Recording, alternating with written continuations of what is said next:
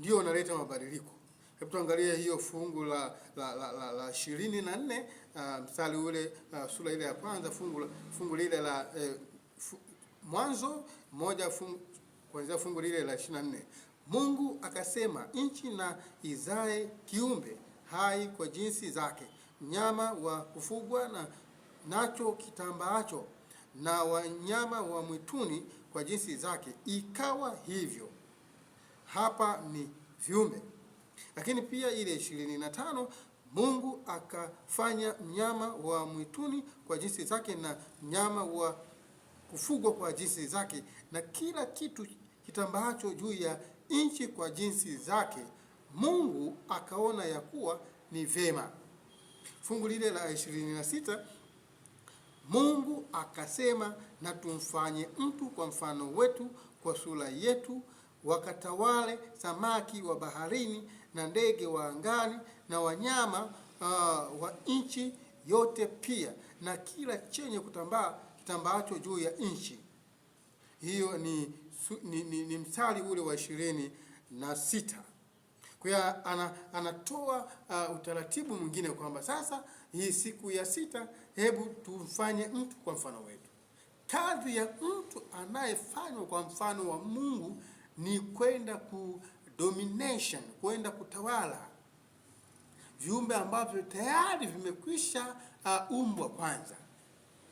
Na ndio maana nimekwambia maisha yanamaanisha mabadiliko. Lakini pia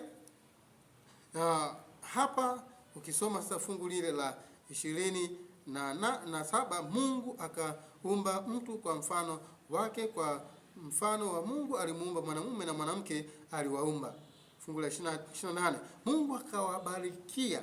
Mungu akasema, akawaambia, zaeni mkaongezeke, mkaijaze nchi na kuitiisha, mkatawale samaki wa baharini na ndege wa angani na kila kiumbe chenye uhai kitambaacho juu ya nchi. Kwa unagundua tayari kila kiumbe, vyote vilivyoumbwa, mwanadamu anapoumbwa anakabidhiwa kuvitawala, na mfumo wa maisha umekamilika, utaratibu wa maisha umekamilika. Lakini bado katika hayo kuna mabadiliko yatakayoendelea. Ndio maana nimependa sana tutafakari na wewe katika somo hili linalosema mahadhi ya maisha. Tumezungumza sana hapa katika somo linalosema maana ya maisha.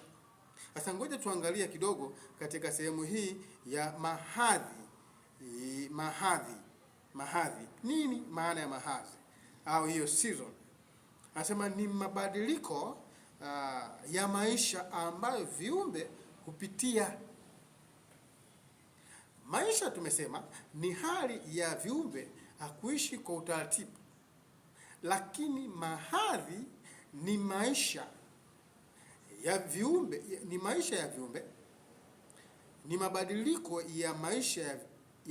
ya maisha ambayo viumbe hupitia. Viumbe vinapitia mabadiliko ya maisha. Yaani kiumbe kinapitia badiliko la maisha. Wenda usinielewe, ninachomaanisha ni hiki, ya kwamba maisha ya kiumbe lazima yapitie badiliko ili yaweze kuwa na mantiki. Kama hayatapitia